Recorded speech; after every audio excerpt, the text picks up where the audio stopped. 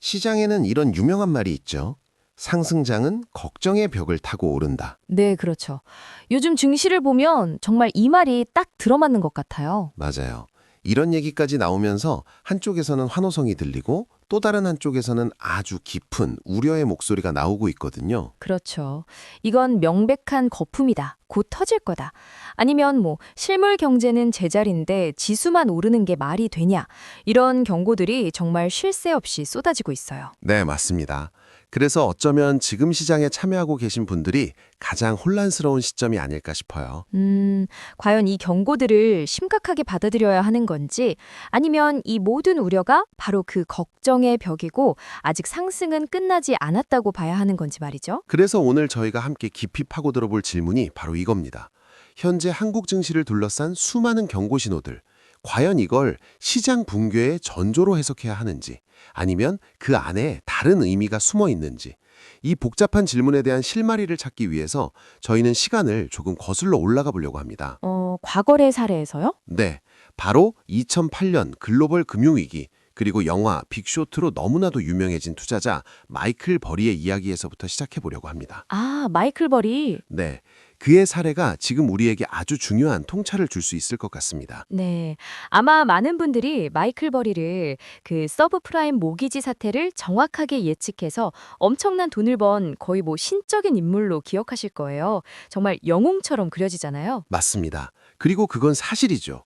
그의 분석은 역사상 가장 정확하고 배담한 예측 중 하나로 꼽히니까요. 모두가 아니다라고 할 때 홀로 맞다를 외친 선지자처럼요. 맞아요. 하지만 바로 그 지점에 사람들이 잘 이야기하지 않는 어쩌면 더 중요한 불편한 진실이 하나 숨어 있습니다. 불편한 진실이요? 네, 그건 바로 그가 너무 일찍 맞췄다는 점이에요. 아, 너무 일찍 맞췄다. 이게 무슨 의미일까요? 마이클 버리가 부동산 시장의 거품과 그 시스템의 취약성을 간파하고 시장 하락에 베팅하기 시작한 게 2005년에서 2006년 사이입니다. 네, 꽤 빨랐네요. 그렇죠. 그의 논리는 완벽했어요. 아니, 상식적이었죠. 소득이 없는 사람에게까지 대출을 내주는 이 시스템은 언젠가 반드시 무너질 수밖에 없다. 네, 누가 들어도 합리적인 분석이었는데요. 하지만 시장은 그 상식을 비웃듯이 움직였죠. 그의 경고 이후에도 시장은 거의 2년 가까이 더 상승했습니다. 2년이나요? 네, 부동산 가격은 계속 올랐고 주식시장도 화랑이었어요.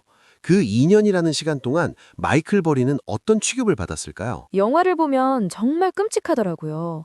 투자자들은 돈 잃고 있다고 매일같이 항의하고 소송 걸겠다고 하고. 맞아요. 업계에서는 그를 사기꾼이나 미치광이 취급을 했죠. 네. 바로 그겁니다. 그는 논리적으로는 완벽하게 옳았지만 시장이 그 논리를 받아들여주기까지 무려 2년이라는 고통스러운 시간을 견뎌내야 했어요. 아, 여기서 우리가 얻어야 할 첫 번째 교훈이 나옵니다. 시장은 논리적으로 틀려서 무너지지 않는다는 겁니다.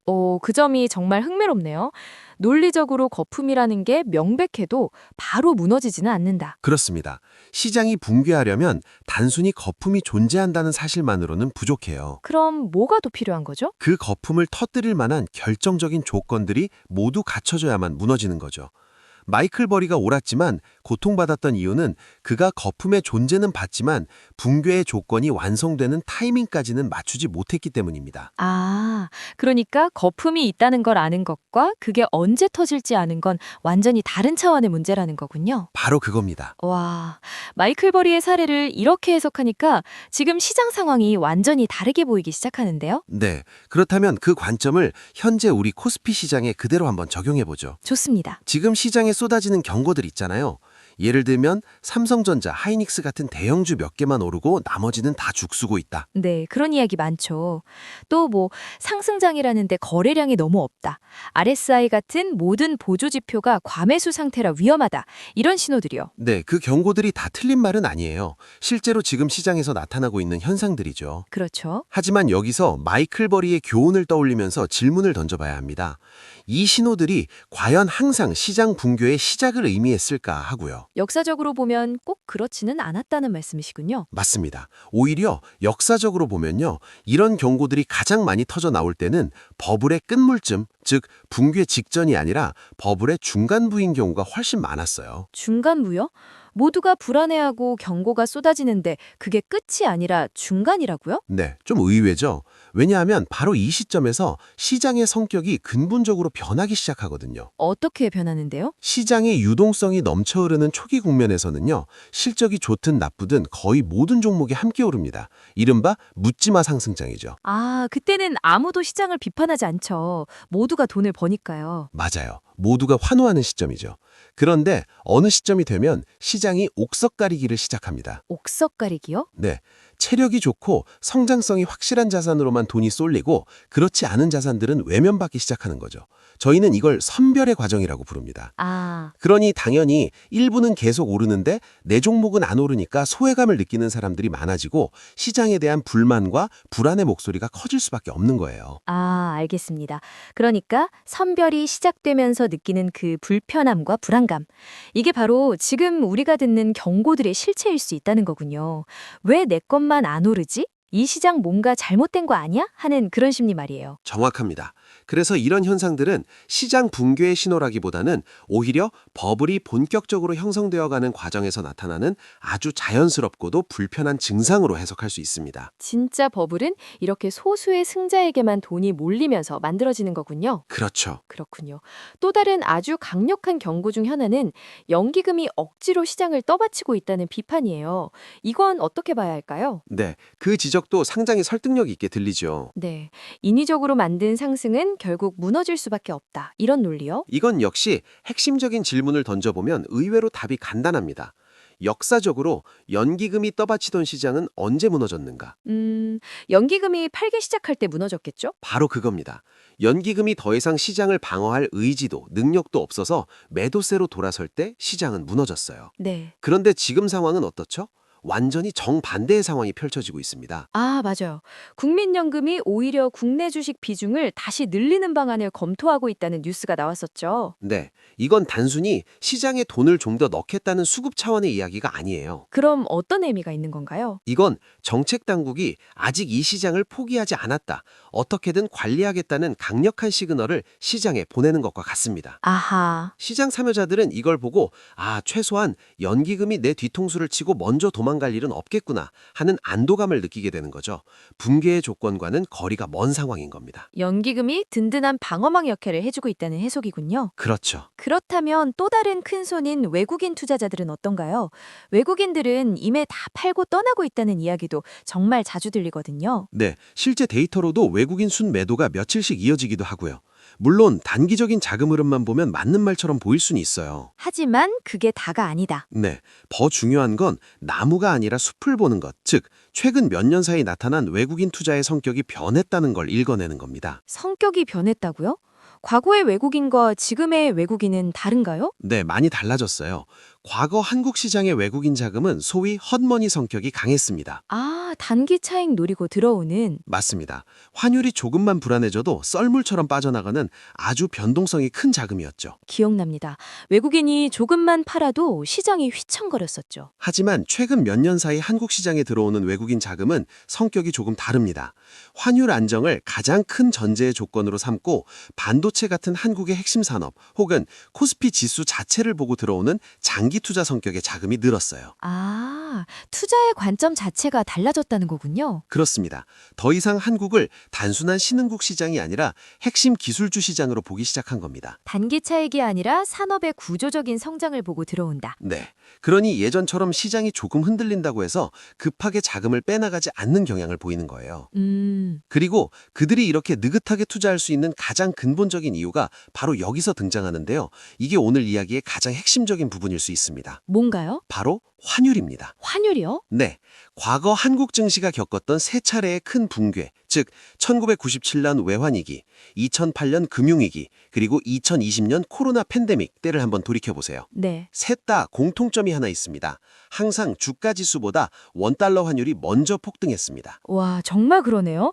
생각해보니 주가 폭락 뉴스 이전에 항상 환율이 1,300원, 1,400원을 돌파했다는 뉴스가 먼저 나왔던 것 같아요. 정확합니다. 외국인 투자자에게 주가의 고평가보다 수백 배 더 무서운 건 환차손이거든요.